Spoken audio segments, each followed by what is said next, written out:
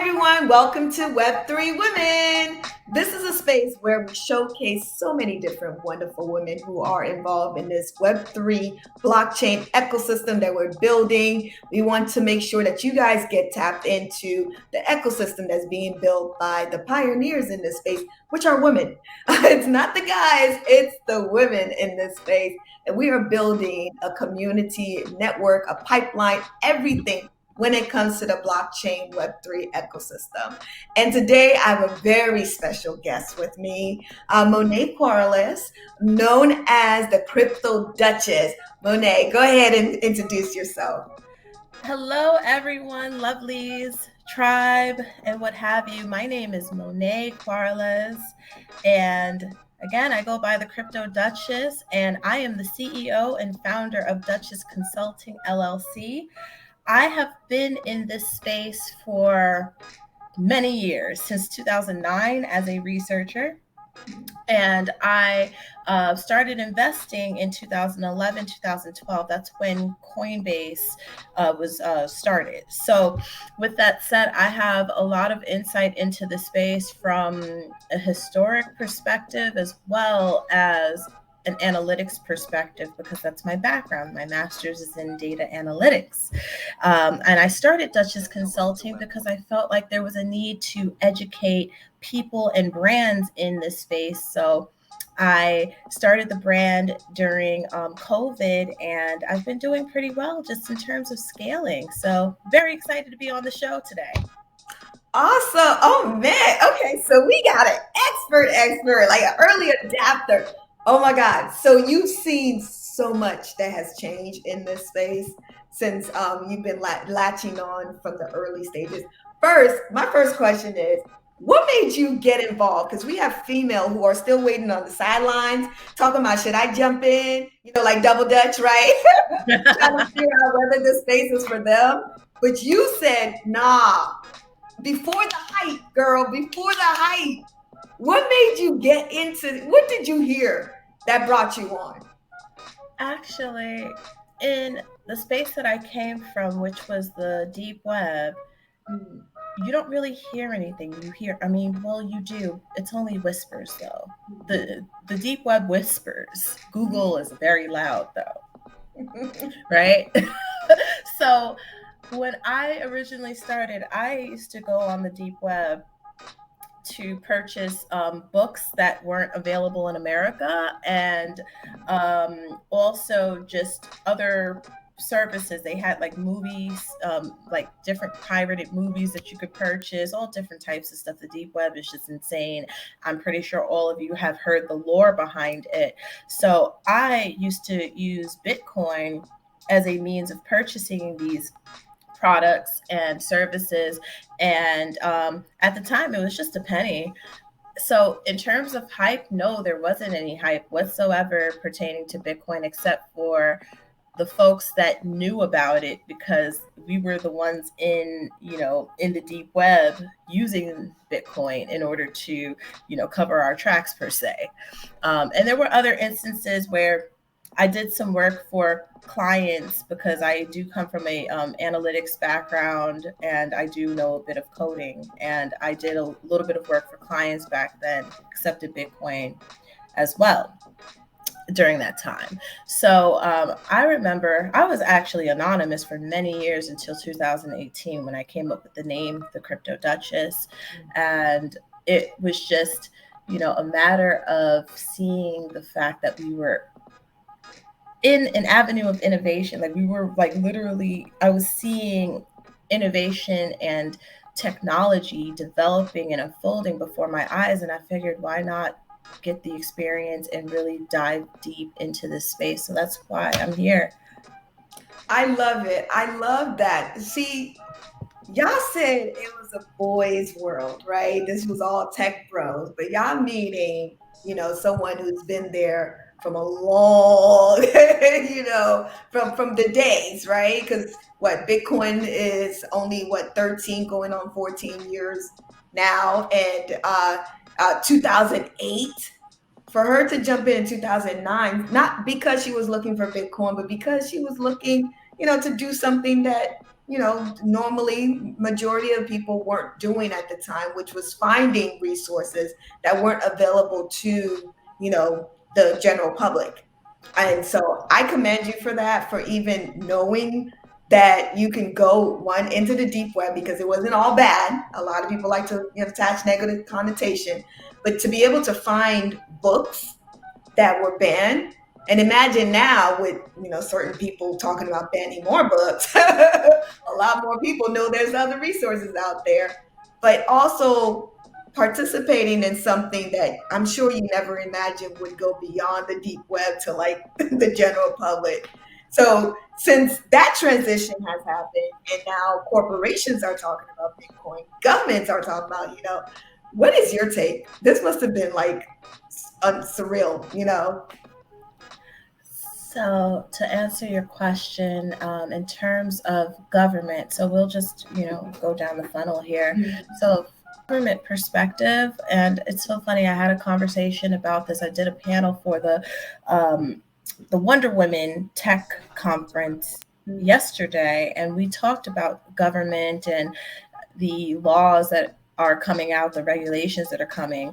I come from a very old school way of thinking in this space. I could say that confidently, because we originally entered the space with the pretenses of decentralization and protection of identity and information for the people, freedom of information for the people, transparency for the people, the connection of the semantic web for the people, right?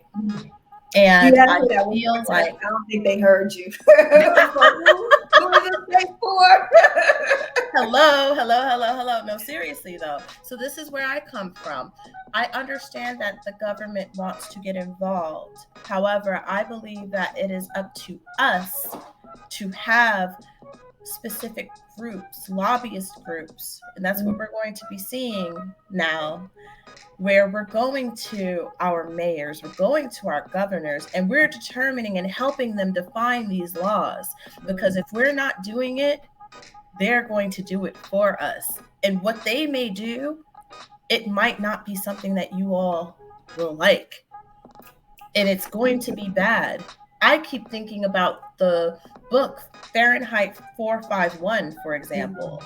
And I don't know why we're on this whole, thing about books, but it's true. I don't want it to be a time where we're sitting in our households and people, we have FBI banging on our doors because we're on a certain blockchain, okay? Or we have certain letters going to us because we're doing things on the internet that we are supposedly not doing because it's against the law. So I think like that from an extreme perspective, and that's why I believe that it is important for us to help them define the laws and also educate our regulators and educate our government on blockchain and what it will mean for us as people, especially for people of color who we've never really had the chance to be the starters of anything. We've always come last, like the internet. Boom.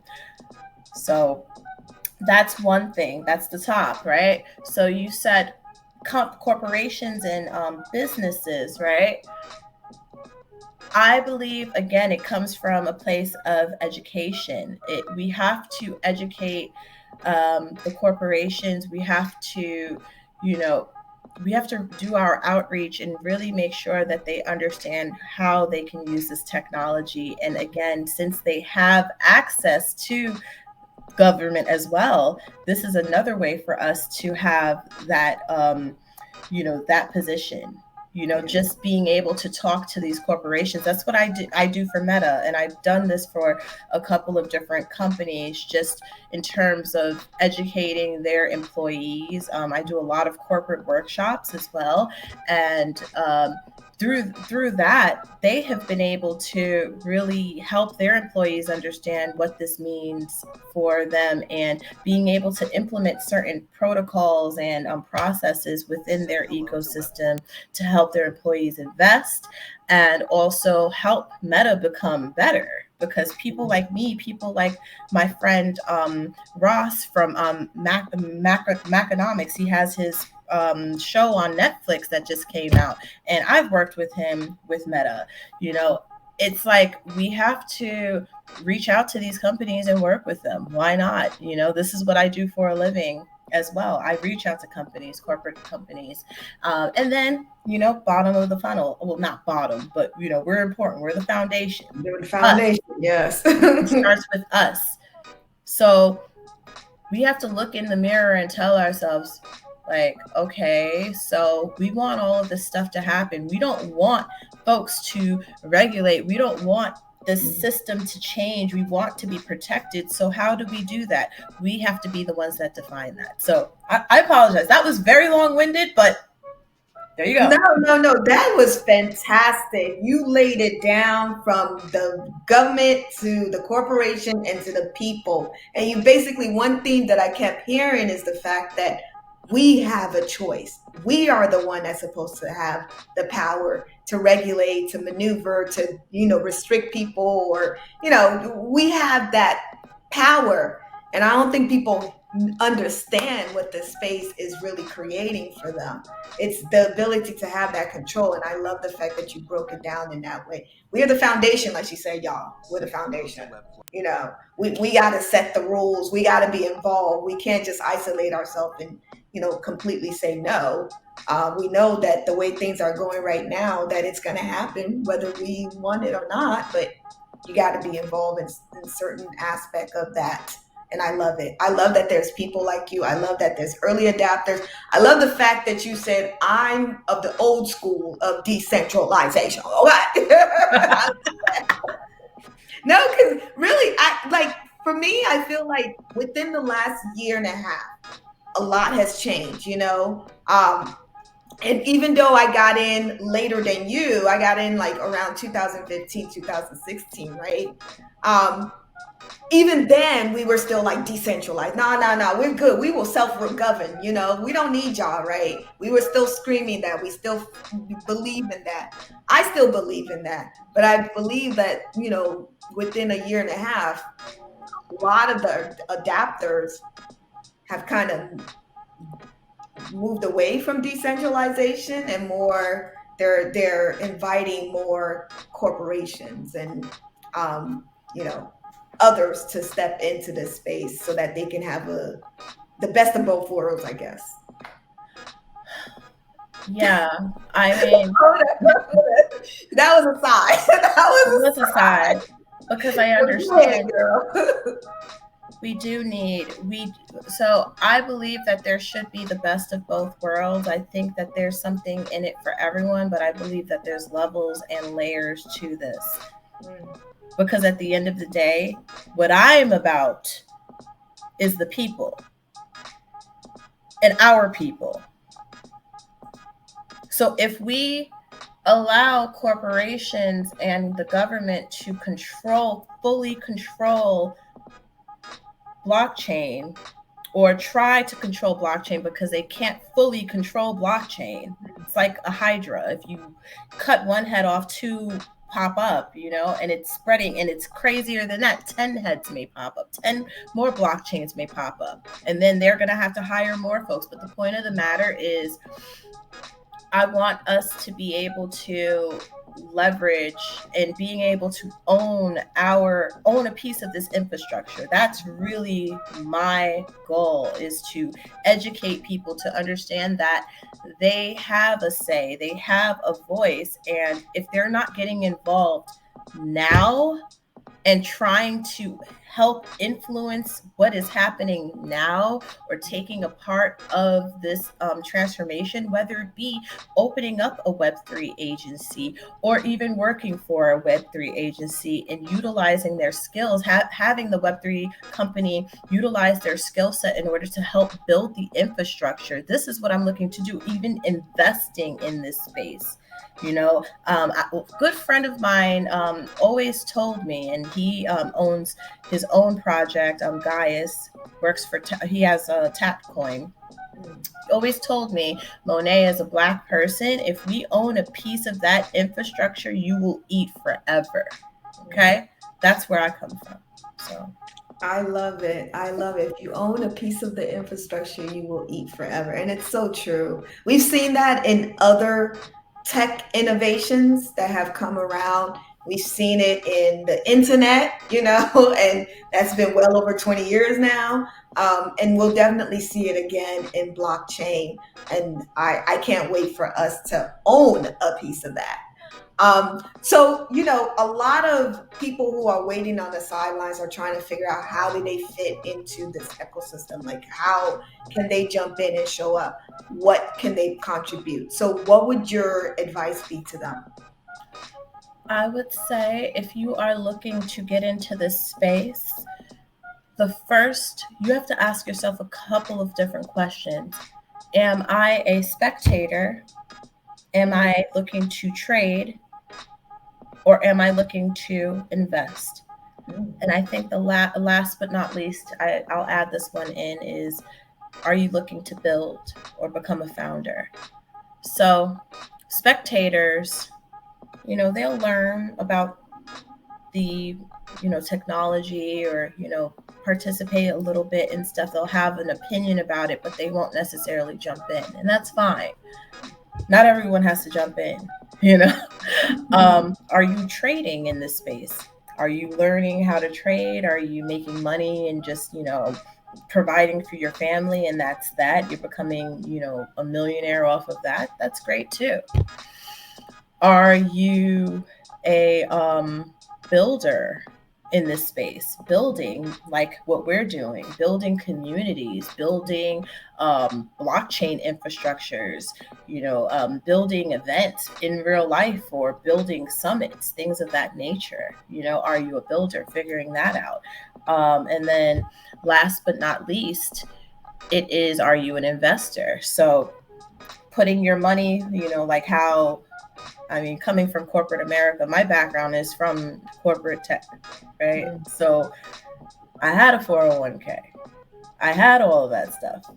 I'm so committed to this space that I took that 401k and it's in crypto forever. So So are you an investor? Are you taking your money and investing and putting your money little by little, putting your coins into crypto little by little, and NFTs if you're into that as well, and waiting for the next 5 to 10 years, and that's that. So you have to figure out what lane you're in. Choose your lane, stick to it. If it's multiple lanes, all well and good. Just make sure that your mastery level is high enough so that you can make the most out of it. That's all I can say.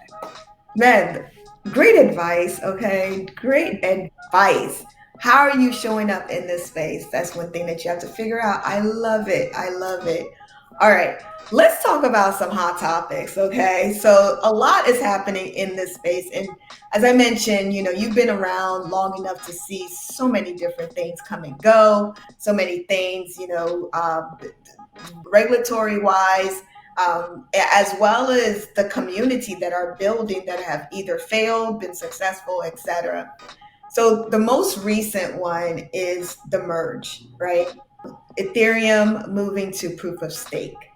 So that's a hot topic that everybody expected to wake up for some reason and feel a different way about it, today. So, what is your take? What's going on in your mind when, Ethereum, who wasn't around when you first started, right? Is around now, and they're changing their network to like proof of stake. So what's your take on that? Honestly, I think that this move is necessary for the network. And I was using a terminology yesterday because I'm really big on, I'm a visual learner, and I'm pretty sure a lot of folks are visual learners. You have to look at the blockchain transaction is like highways. I live in Houston, Texas right now, so our highways are a lot wider than North America, the North, like New York, where I came from. Yeah. I was born and raised at. So I would like to say, instead of having large Jeeps and large trucks on the highway, now these blocks have turned into smaller blocks, like smaller smart cars that are more efficient and able to drive, at certain distances, and also they're energy efficient as well. So that's how I would like to look at this move. We're moving from, this congestion where people were paying tremendous amounts of money in order to purchase crypto or NFTs. I remember my highest purchase for, like, my highest transaction fee was like over $300 at some point, right? And I was good with it because guess what? I've been in this space for a long time. I had it. A lot of folks didn't have that, right? A lot of folks don't even want to spend $30 on a transaction fee. So we're going to see lower gas costs, less congestion, and it'll be a better system, and especially better for the environment as well, because it'll utilize less energy. So the sustainability aspect of this move will be very, very good for the environment and just for everyone all around. I think it's a win-win, to be honest with you. Leave everything to, I leave the technology and leave this blockchain to Vitalik. He knows what he's doing. I've seen him since Ethereum when it was first launched. He knows exactly what he's doing. The merge went successfully. I woke up the same way I always wake up. I trust him that much to know that he did what he had to do in order to make sure that this would be successful. So that's all I could say. I woke up too, and I was just like, I actually thought that it was going to happen later and that they were going to make it like a big hoopla out of it, right? Because I knew that they had several different networks across the globe that they needed to like pull that trigger. So it was going to be like a step. However, when I woke up, it had already happened, and I'm like, hold up, Funny enough, I did log into my MetaMask to claim a merge NFT that Consensus was providing. And, after realizing it happened, I'm like, I didn't experience anything different. I paid gas, same way, nothing major. Like, I didn't need to do anything. It happened. Like, I don't know. I guess you were just waiting for something else like that. I don't know, that major announcement, right, from the foundation that, we're doing a count. I don't know. I guess I was waiting for a countdown, like New Year's Eve or something. But that was just me being silly. But no, it did go off seamlessly, and it was fantastic. Other hot topics revolving around the merge is that, just like you said, that this is going to be the start of other stuff, and you're going to see a lot of movements happening into this space. One of the things that I know corporations were looking at is finding a more energy efficient way of building their own blockchain infrastructure. And now with this proof of work trigger, it's like an open floodgate for corporations to start building their own infrastructure with Ethereum. What's your take on that? I believe that it'll be very important for the corporations to look into how this merge happened. And I'm pretty sure that a lot of them are watching or were watching from the sidelines just to see how this would go.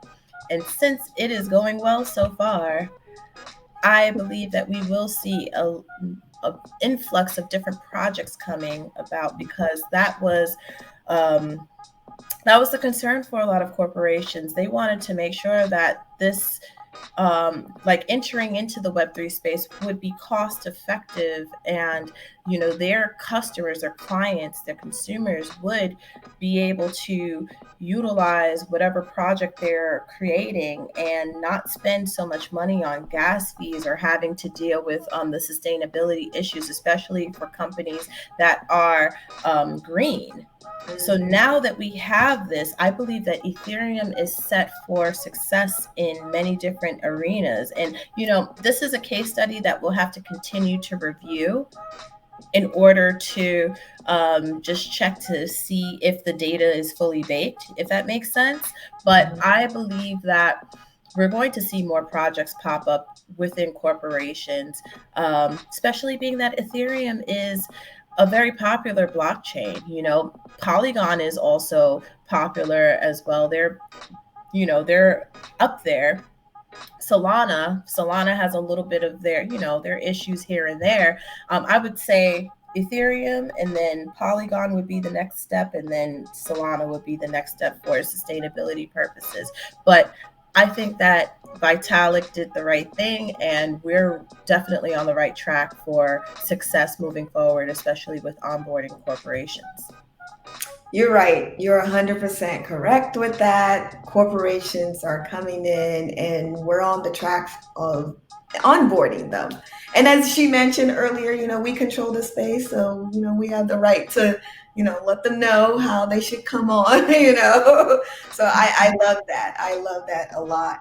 So let's go to tips. As someone that's been in this space for such a long time, you've seen the good, the bad, the ugly, right? So what would be some tips that you will tell the general public who are either waiting on the sideline, just came on, or some people who aren't as experienced as you in this ecosystem? What would you tell them to help them navigate through this space a little bit safely? In order to navigate this space safely and effectively, educate yourself. Find mentors, find a community that speaks to you and that speaks to your lifestyle, your goals, and what you believe in. There's so many different communities out there, and I believe that when you're a new person, before you pull the trigger on anything, like the 4 steps that I told you guys, or the 4 lanes that I told you guys to explore, you're gonna have to figure out a community of people within those lanes, and then figure out where do I fit into the equation here. Okay. I understand a lot of folks think that this is a get rich quick scheme. It is not. I've lost tremendous amounts of money, and I've made tremendous amounts of money from this space, and it took years. It took many years. It took 8 years for me to leave corporate America from the time that I started investing, because I messed up a lot. I messed up. I messed up. I got better. I learned from my mistakes, and I made a tremendous amount of money in this space. However, it takes a long time to learn. So I would say take time, whether it be 30 minutes a day, a half an hour, just educate yourself, watch videos. If you need help with anything, don't be afraid to ask people within the community. Join crypto Twitter and start finding different communities and people that speak to you. And then from there, then you take your next steps.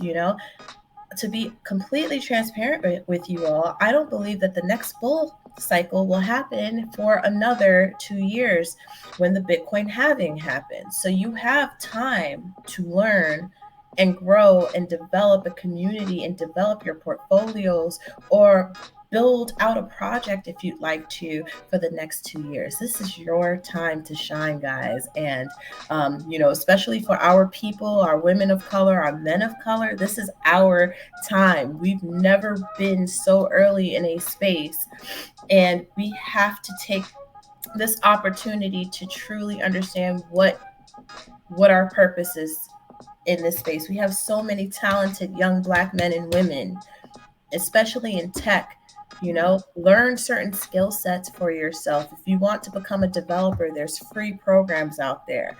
If you want to become a marketer or an analyst, like myself, or even event planning, there is a place for you out here. Figure out your lane and become amazing at it. And I'm telling you, you will succeed if you put your mind to it. Like, that's all I could say, man. I love the advice. I love all the sound information that you provide the community. This space, as she mentioned, is for y'all. If that's anything that you walked away with, I hope that the rest assures you that this is definitely a space for us as people to show up in. So talk about your consulting business. So Duchess Consulting, please give us more information. Sure. So I started Duchess Consulting in 2020 during the pandemic. And shout out to Lucinda Cross, who's my business coach and mentor. I love her to death. She's the one that really pushed for me to start this. And this is why I am sitting here in this seat talking to you right now on a beautiful September day in Houston, Texas, because I had people that were really rooting for me and vouching for me. So Duchess Consulting, I have a tech consulting firm, and I specialize in onboarding companies and people into the Web3 space. I recently launched a crypto ebook that's on sale on my website or on my Instagram for $25. It usually goes for $60. It's a 70-page ebook talking about crypto, just the basics of crypto so that you can understand and digest that information. I do event planning as well for real life experiences. I am also a trained professional public speaker. I've spoken for platforms such as Meta. I've spoken for Meta twice, actually. I've spoken for the Women in Tech conference in Houston, Texas, excuse me. And also a couple of other conferences, the Blaze Virtual Summit. There's quite a few that I could, lay out there. But basically, my intention and my goal is to onboard as many people into this space, to provide people with the tools and resources to succeed, and also for corporations, providing them with the education, with also analytics as well, and marketing if need be, because that's needed within the Web3 space as well, and just really preparing people and arming people for this new digital transformation that is occurring. Oh man, I love that. I love that you created this consulting business just to bring more resources to people, to onboard people the correct way, and to provide them with the necessary resource. I love the fact that you have a book. So, what's the name of the book? And I'm going to put right underneath us information about the book so that people can tap into it. Yeah, no worries. So it's the beginner's crypto guide. It's nothing, there's no fancy words to it or anything. It's a beautiful flip book. So, very easy to use. You just flip the pages digitally, and it looks like a cute newspaper. It's really nice. So, yeah, I appreciate it. Problem. I love it. I love it. That's one thing that we like to do here is provide people with tips on how to find out more about this space. And we've provided information about other books in the past. So make sure you tap into this book and you get it, okay? So that way you could have a lot more resources and be able to feel comfortable when you jump into this space. Well, I want to encourage everyone to tap into what you're doing. Also want to encourage you guys to make sure you subscribe, because we're going to have a lot more wonderful women who are pioneers in this space from every stage of this blockchain Web3 ecosystem. So Monet, I want you to go ahead and plug your social media. How do people get in contact with you? Absolutely. So you can contact me on Instagram. My business page is at the Crypto Duchess. At the Crypto Duchess. Sorry, not the .com, but it's at the Crypto Duchess. So TheCrypto Duchess, Duchess, not T, not Duchess, Duchess. And then the cryptoduchess.com, that's my website. You could check me out. If you need to send me an email, it's info at the cryptoduchess.com. So that's how you can get in contact with me. Awesome. Awesome. Well, thank you very much for joining us today. Really appreciate it. I wish you nothing but success, really, in everything that you do. And that's it for today, everyone. Thank you very much. I want to bid y'all adieu. Bye, y'all.